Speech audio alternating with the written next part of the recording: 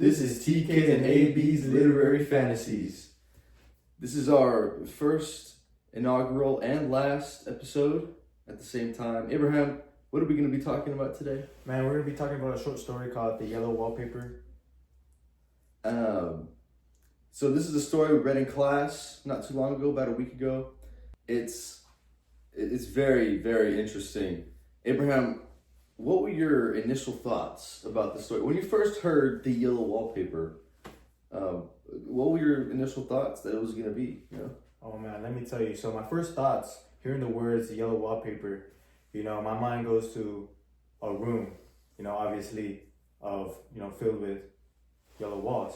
And, I'm not really thinking about a woman in distress with, some type of trauma that, is going crazy. I don't think about that. I think about something completely different. So the yellow wallpaper turns out to be completely different than what I initially thought. Yeah, me too. What about you, Tristan? What do you think about it? Well, when I first heard The Yellow Wallpaper, and especially when we started reading, it was a lot of journal entries from this woman in the 1800s. I really didn't think much of it, man. I'm not gonna lie to you. It was definitely one of those stories where you got to read to the very last second in order to get the point. Definitely. Personally, my thoughts about the story changed greatly from the beginning to the end, especially after a lot of conversation with Ms. Bonus and a lot of talk about the symbolism in the story, and it just made it a whole lot deeper than I initially thought it was going to be. So we're going to talk briefly about the characters. I'll start. There's really only 3 characters that pop out in the story. First one is Jane, which is the woman who's writing the journal entries, and her name is not really discussed throughout the story until the very end, which we'll get to. The other characters are John and Jenny. Jenny being John's sister, who's kind of like a nurse to Jane. John is her husband, Jane's husband, who's also her doctor, and is treating her the way women were typically treated in the late 1800s. Wouldn't really listen to her thoughts. She was belittled. She was kind of ignored, especially as a patient. And that's about it for the characters. Abraham, what can you tell me about the plot of this story? So the whole plot of the story in The Yellow Wallpaper follows the story of a woman suffering from what is described as a temporary nervous depression. And her physician, the doctor, her husband, John, just prescribes her like a rest cure, because I don't know, he doesn't really think, like he thought it was just a temporary disease, or he thought it was just like a phase. And confronting her to a room with like disturbing wallpaper in a secluded nursery, and he also forbidden her from doing any activities, including writing and journaling. Right. And she became obsessed with this chaotic pattern in the wallpaper, and she was convinced that there was a woman trapped behind it. Well, the story ends, with her crawling over her fainted husband and symbolizing her complete break from reality and oppressive constraints imposed on her. And that's pretty much it, man. What are your initial thoughts, hearing about the characters and the plot? What do you think about the theme? Well, there's found to be more than just one theme in this story. The themes include oppression, self-discovery, and mental illness, which we all discussed with our teacher. For the oppression part, which is from the beginning to the end, during the Victorian era, women were not typically treated with the same respect as men You know what I mean? Yes, sir. Especially in terms of like illness, treatment, and just overall freedom. This led to their voices not really being heard as they pleased. You know what I mean? Yeah. In this case, It's crazy. in the story, John does not allow her to do any task that she believes will help cure her mental illness, which she's diagnosed with hysteria. Yeah. She doesn't let her do anything that Yeah, she that's believes not- will cure her illness just because he's the doctor. You know what I'm saying? Yeah. The other themes are self-discovery. Self-discovery occurs at the end of the story. Symbolically, at the end of the story, the woman in the wallpaper, like you discussed, ended up being Jane ended up being this lady who was writing the journal entries the entire time. Plot twist, right? Throughout the story, she is described as being trapped behind the design of the wall, and by the end, she breaks free. So it's more symbolic, signifying her realization that she must not be kept hostage by the societal standards at the time for women. Next theme is mental illness.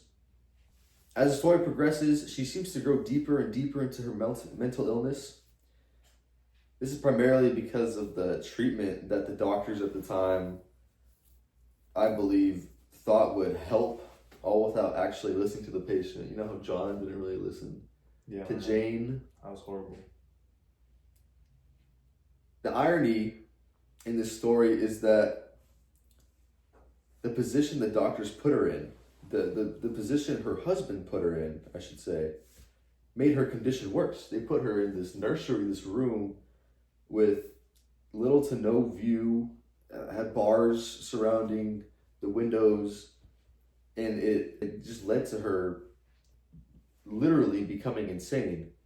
And ironically, it was that insanity that brought her to the realization that she doesn't have to be kept hostage by the societal standards.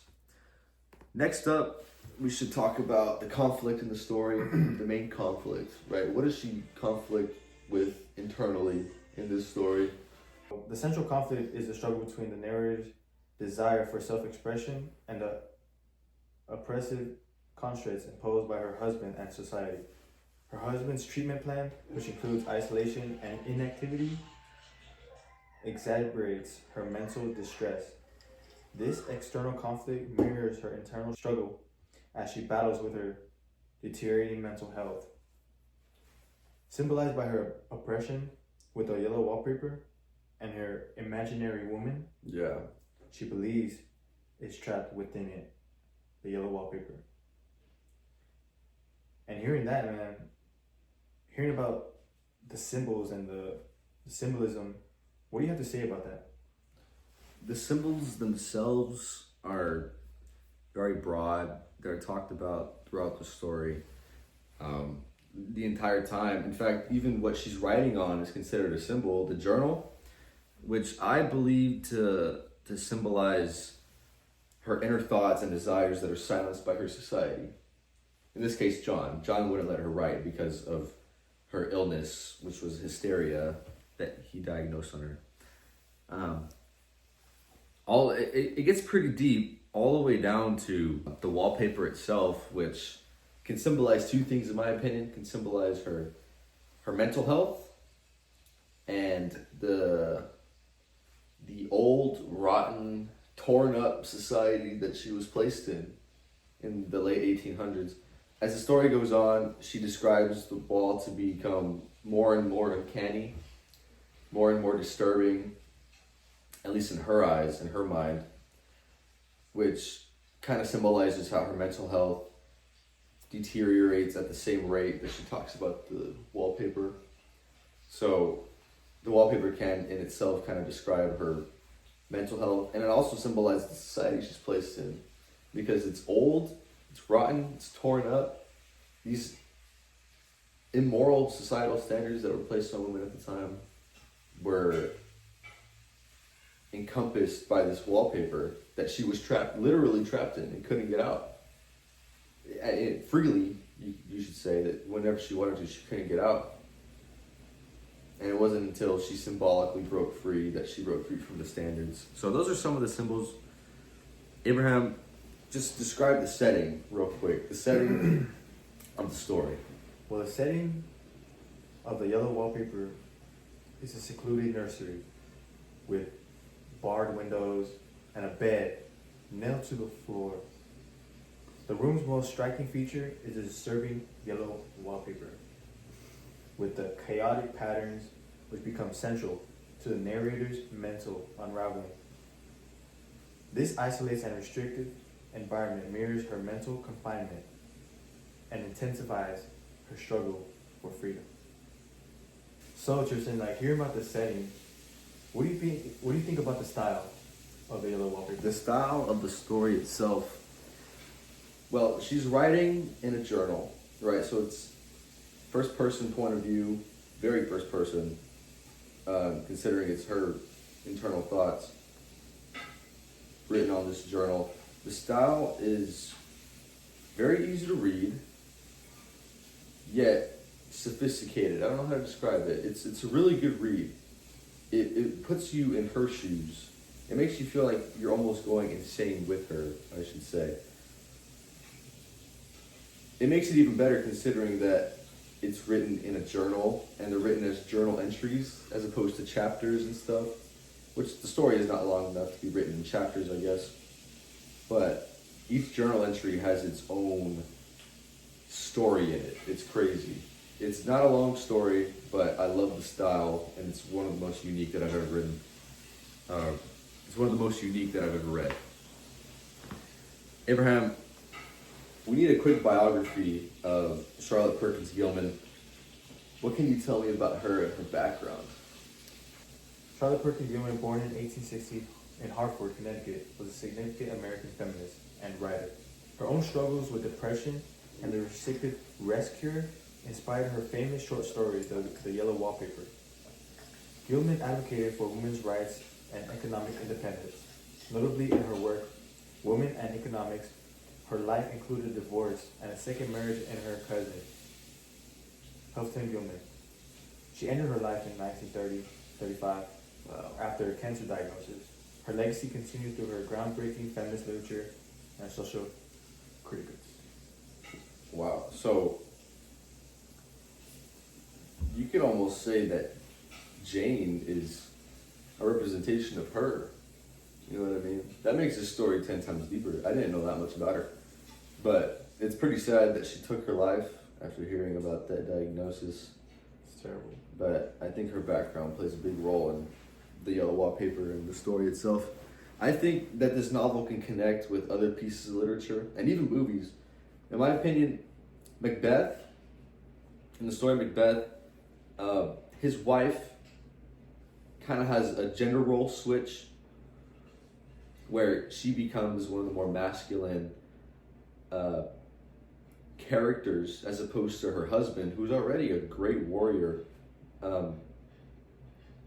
You see a great gender switch in the yellow wallpaper as well, especially at the end. If you have the time to read the end of the story and break it down, Jane calls her husband young man, where throughout the whole story, the husband was calling her little girl. He was calling her all sorts of names that is like treating her like a child. It's ironic because she's in a nursery, right? But at the end of the story, he faints like women usually did at the time. She called him young man. It was a crazy gender role switch that Miss Bonus taught us about, and it was like, well, it really opened my eyes to that. And it reminded me of Macbeth and how there was a gender role switch there with Lady Macbeth and her husband, Macbeth himself. Another piece of literature, which is actually a movie that this reminds me of, is Shutter Island. And I don't know if you've ever seen Shutter Island, but it messes with your head. You feel like you're going insane with him. It's Leonardo DiCaprio. Plays a really good role. And I can't really say much about it other than it follows the same line as the mental health theme in the story. It's placed in an asylum, the setting on an island, remote off of the coast of like Boston or something, and it's placed in like the 1950s, so an older time, just like this story. And the way you're placed inside the mind of Leonardo DiCaprio himself in the movie reminds me of how you're placed in the mind of Jane in the story. Do we recommend this short story, Abraham? Yes. In my opinion, I'll rate this story a 4.5 out of 5 stars. It's very interesting, man. Well, my rating is 4 stars out of 5. Very beautiful written book. And I just think it was super deeply with the symbols. It's very well written. Well, watching this podcast doesn't really give you a taste of the Yellow Wallpaper itself. You need to read it for your own. Wouldn't you say so, Abraham? I completely agree. Us just talking about it doesn't justify reading it. It doesn't justify the deepness of it. You gotta read it yourself. So hearing what we had to say about the Yellow Wallpaper and our thoughts about the story, we want to ask you guys 3 questions. Let's see if you guys get it right. In old-fashioned Jeopardy style, the quiz will start in 3, 2, 1.